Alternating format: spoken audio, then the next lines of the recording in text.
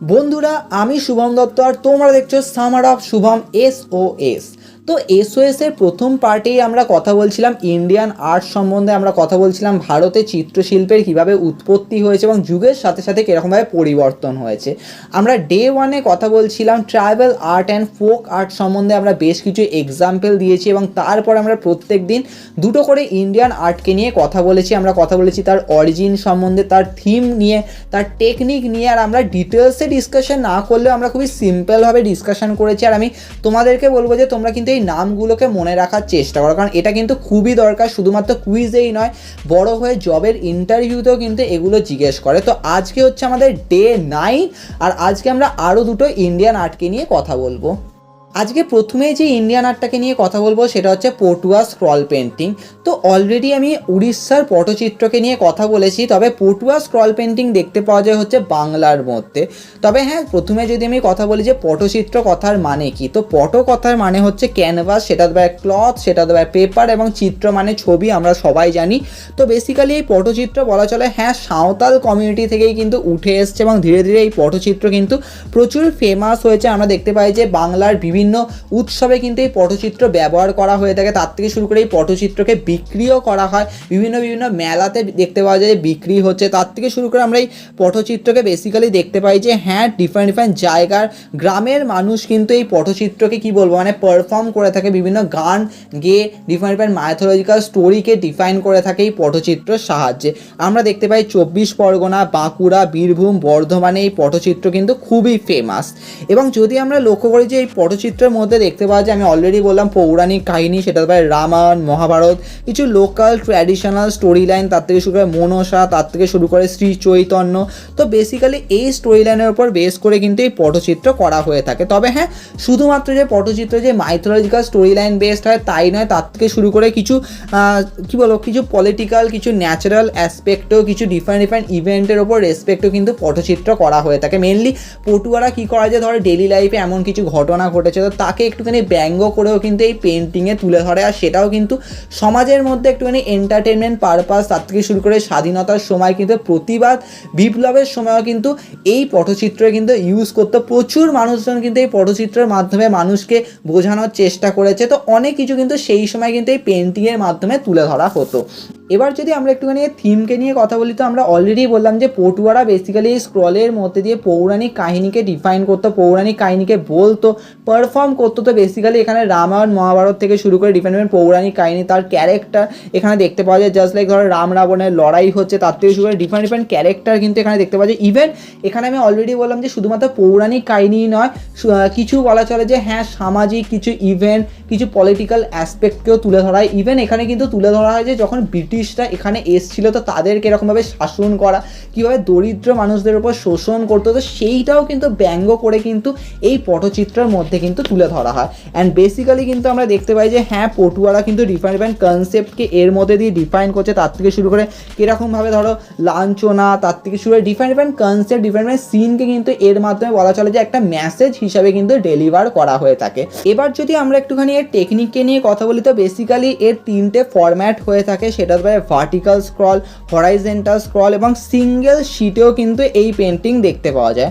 তো পটুয়ারা কী করে, যেহেতু এই পেন্টিংটা একটা কাপড়ের ওপর বা একটা এমন পেজের ওপর হয়ে থাকে, তো সেক্ষেত্রে কী করে যে এর ওপর একটা কোটিং দেয়। তো এই কোটিংয়ের জন্য তারা ইউজ করে গরুর গোবর এবং ডিফারেন্ট মাটি ইউজ করে। তাতে কী হয় যে এই যে যেটার ওপর করবে তো তার উপরে একটা মসৃণ সারফেস বিল্ড করে, এবং তার উপরে আমরা দেখতে পাই যে যখন সেটা শুকিয়ে যায় তখন সেটার উপরে তারা ধীরে ধীরে ডিফাইন করে, ক্যারেক্টারগুলোকে ডিফাইন করে, একটা আউটলাইন করে, এবং দেখতে পাওয়া যায় একটুখানি ডার্ক বর্ডার করে কিন্তু ফিগারগুলোকে ডিফাইন করা হয়ে থাকে। শুরুতে বলা চলে যে এই পেন্টিং কিন্তু কাপড়ের ওপর করা হতো, এবং পরে আমরা দেখতে পাওয়া যায় যে এই পেন্টিং কিন্তু পেপারের ওপরে ইউজ করা হতো। আর হ্যাঁ, এই পেন্টিংয়ের যদি আমরা লেন্থকে নিয়ে কথা বলি তাহলে কিন্তু পুরো লম্বায় কিন্তু 12 থেকে 15 ফিট হয় এবং চওড়ায় প্রায় 1 থেকে 2 ফিট হয়ে থাকে।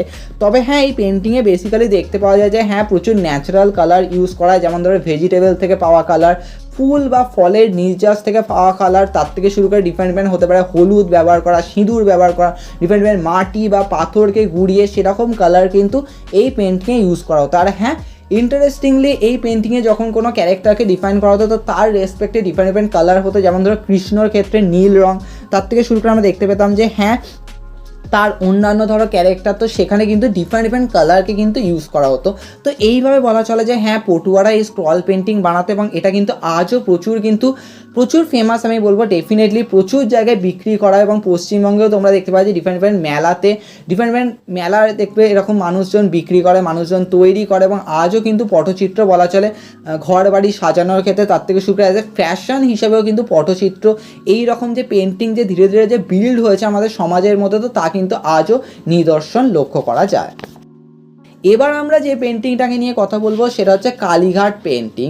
তো বেসিক্যালি কালীঘাট পেন্টিং দেখতে পাওয়া যায় হচ্ছে হ্যাঁ একটুখানি ওয়াটার কালারে মেনলি হয়ে থাকে, তার থেকে শুরু করে এটা পেপারের ওপরেই করা হয়ে থাকে।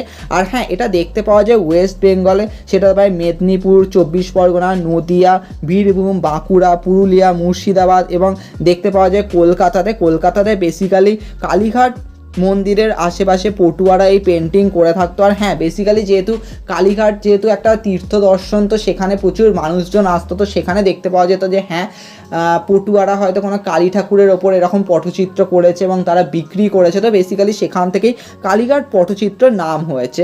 এবং সত্যি বলতে গেলে কালীঘাট পেন্টিংয়ে যে শুধুমাত্র যে হ্যাঁ কালী ঠাকুরকেই বেস করে হয়েছে তাই নয়, আমি অলরেডি যেমন কথা বললাম পটচিত্র অফ ওড়িশা, তার থেকে শুরু করে আমরা একটু আগেই কথা বললাম যে হ্যাঁ পটুয়া স্ক্রল পেন্টিং, তো তাতে যেরকমভাবে পৌরাণিক কাহিনীকে ডিফাইন করা হতো, সেটা পারে রামায়ণ, সেটা পারে মহাভারত, সেটা পারে ডিফারেন্ট পৌরাণিক কাহিনী, যেমন ধরো মনসার কাহিনীকে ডিফাইন করা, তো সেটা কিন্তু এখানেও দেখতে পাওয়া যায়। তবে হ্যাঁ আমরা যদি পটুয়া স্ক্রল পেন্টিং দেখি তো সেটা তো প্রচুর লম্বি হয়, তো সেটা বেসিক্যালি স্টোরি টেলিং বেসড হয়। বাট হ্যাঁ কালীঘাট পট কিন্তু বেসিক্যালি স্টোরি টেল বেসড হয় না, এটা শুধুমাত্র একটা সিঙ্গেল শিটেই পেন্টিংটা হয়ে থাকে। এখানে যেমন দেখতে পাওয়া যায় যে হ্যাঁ ডিফারেন্ট রিলিজিয়ান বেস ইভেন্টেও যেমন কাজ করা হয়, তেমন তার থেকে শুরু করে কিছু ডেইলি লাইফ, যেমন আমি অলরেডি পটুয়া স্ক্রল পেন্টিংয়েই বলছিলাম যে হ্যাঁ ওখানেও কিন্তু কিছু কী বলবো মানে সেই সময়কার হয়তো সমাজে এমন কিছু হয়েছে, কিছু প্রতিবাদ, তো সেগুলোকে ডিফাইন করা। এবং এই কালীঘাট পেন্টিংয়ের মধ্যেও কিন্তু লক্ষ্য করা যায়, যেমন ধরো ব্রিটিশদের শাসন থেকে শুরু করে নির্যাতন, তো সেইগুলোও কিন্তু এই পেন্টিংয়ের মধ্যে তুলে ধরা হয়। তবে হ্যাঁ